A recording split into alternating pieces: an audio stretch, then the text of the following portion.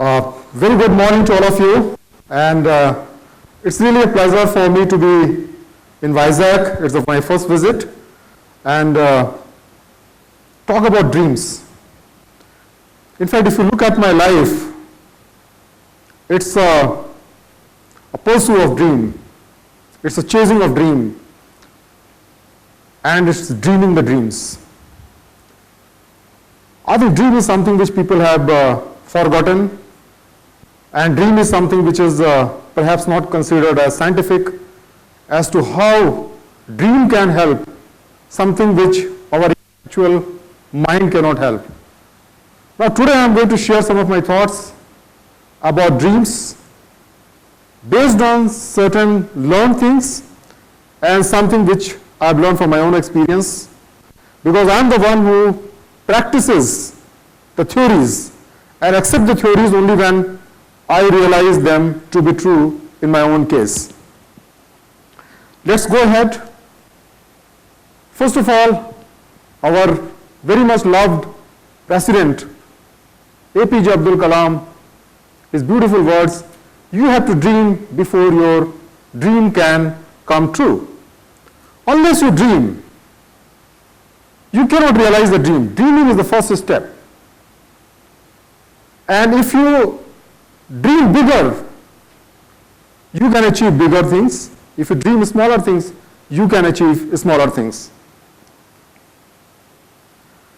This is a very beautiful quote by Robin Sharma, and before also many people have said everything is created twice, first in the mind and then in the reality. If you are sitting in this hotel, sitting in the city, acting with a student of IIM, everything has started in somebody's mind. And after that, it was translated into reality. So everything is started in mind, everything is created twice, and dream is the stage at which it is created. I am sure that many of you must have heard this quote, "Universe conspires to help you." We are part of this universe. Our soul is part of this word soul. Every thought that comes into our mind has somewhat related to the thoughts of the world. And that's why this beautiful quote, "Here is one great truth of this planet, whoever you are and whatever it is that you do, when you want something, it is because the desire has originated in the soul of the universe. This is your mission on earth." Whether you want to help somebody, whether you want to educate somebody, whether you want to use social service, whether you want to become a politician, whatever comes into your mind, there is a purpose, because there is a demand, and the demand is there that there is a need for that. And so that is why the dream is coming into your mind.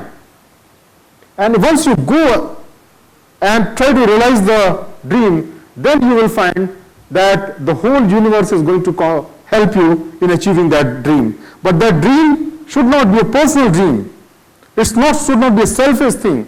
As to I want to become a rich person, I want to become a millionaire, I want to become a great writer. No. How my writing is going to help to the people? How I am going to create a wealth by helping the people? Unless your goals and dreams are related with the world, for the world, it's not going to help you. This man is, I think, can be rightly said to be the father of science, Isaac Newton. He is considered to be the greatest scientist, mathematician, and whatnot. I mean, if you read his history, I think he is the father of the modern science and even mathematics. He says, "I do not know what it may appear to the world, but to myself I seem to have been only like a boy playing on the seesaw and diverting myself in now and then, finding a smoother pebbles on the prettiest shell than ordinary, while the great ocean of truth lay all undisclosed before me." Let's see like this. This is a area, in the red color you see something which is known to us. This is a known knowledge, and we all actually spend our life learning those knowledge. You learn from the books, this knowledge is already available, somebody has discovered, but if we are unable to go beyond that known, then the knowledge is not going to grow. how do we go beyond that known is only possible because of our dreams.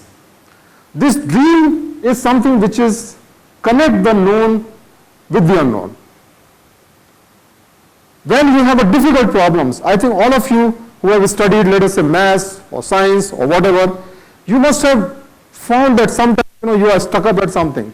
You are not getting ahead. You are not able to solve a problem. Then some idea comes into your mind, and then what happens that you are able to solve the problem. From where this idea is coming. Now this is something which we have to understand. When we are thinking, when we are having a thoughts, then the thoughts are something which is known. You have learned something somewhere, it's logical, it's predictable, replicable, deductible, and voluntary. You can always change your thought from one particular thought to another thought. It's very much possible. In fact, how do you know that you are dreaming? How do I know that I am dreaming? Because when something which I am thinking, when I realize that this is not something which is planned, then I know I am dreaming. Otherwise, it is a thought. While when you are talking about the dream, it is unknown. It is just an inspiration. It is illogical. Sometimes you just can't make head or tail out of it. It's involuntary, it's divine, and it's unpredictable. You cannot plan your dreams. That I am going to dream this today. It is not possible. The dreams will come when you are ready for it. And you cannot predict the dreams. In our ancient scriptures of Upanishad, it is said that there are 4 stages of awareness.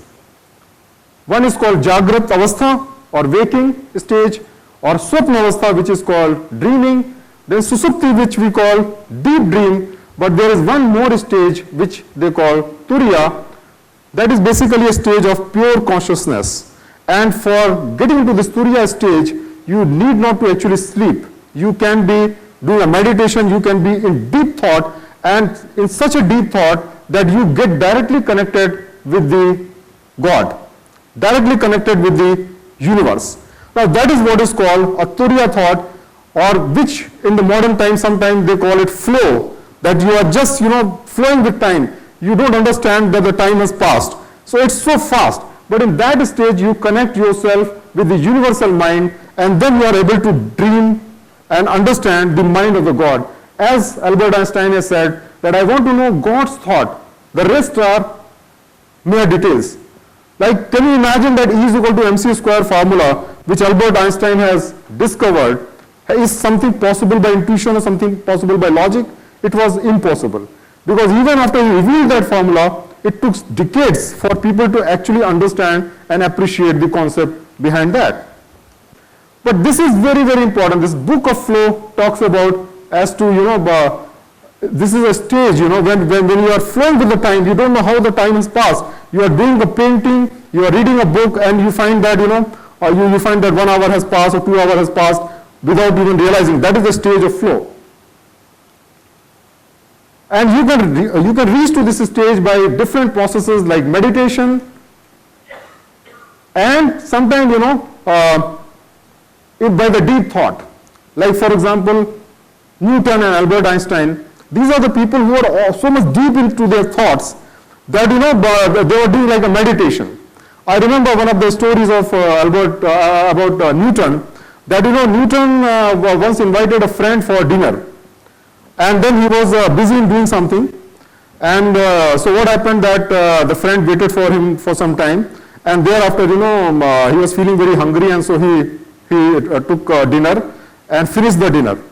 After some time, when Newton got free, he came over there, and seeing all the empty plates, he said, but for the proof behind before my eyes, I could not have believed that I have actually eaten the food.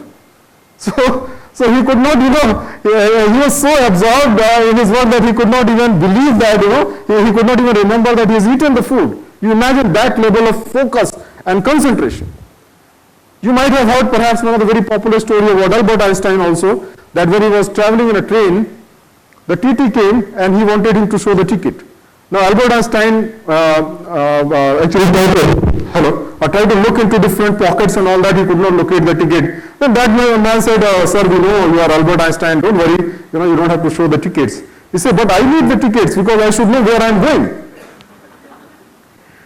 Imagine the level of concentration they had, that they don't even remember, where they are going because they are so much absorbed in that thought. So that is the level of concentration they had, and that is the level by which they have discovered their deep thoughts. This is, I think everybody knows, enlightenment of Buddha. Again, an example of the deep thought. Through the deep thought, before that, for years, Buddha has studied all the scriptures. He has gone to every teachers and tried to learn what is life, why life has suffering. He could not, and ultimately he discovered the whole thing from his mind when he was just concentrating. And that is again because he was able to connect to the ultimate reality. This, I think many people may be aware, the dream of Kekule. He is a very famous, scientist who discovered this formula of benzene. Because in his dream, he was just so much concerned about it. He kept dreaming about the solution, and one day, he was able to get the solution when he finds that the atoms are dancing and they are like, this serpent who is catch its own tail. And that is how he got the solution of this formula of benzene, which I think everybody who has studied chemistry may be aware of. Another dream I think you may be aware of, Archimedes. He was given to solve a problem where the gold was mixed with silver. And so the king has given him to find out that the gold has actually mixed with silver. So he was just thinking and thinking and thinking. And then one day, he was taking bath. And then there he realized that, the volume of the weight of the water which has gone out of the tub is equal to the weight which he has immersed himself, equal to what he has immersed himself. Then he just got the formula, and then it is said that, he started Eureka means I got it, and he started running on the street of the city. So that is the level of concentration that even while taking bath, he was just thinking about it, and suddenly from some unknown source, he got the solution.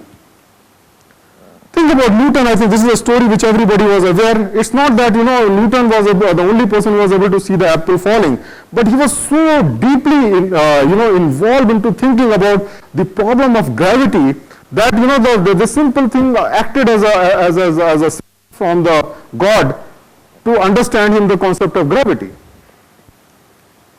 And Albert Einstein, of course, he has given the formula of E is equal to mc square, and that again at the age of just 25, 26 years, when most of us are just studying, that time he was able to do such an in-depth research, and his paper was so brilliant that the world took several years to identify the greatness of that.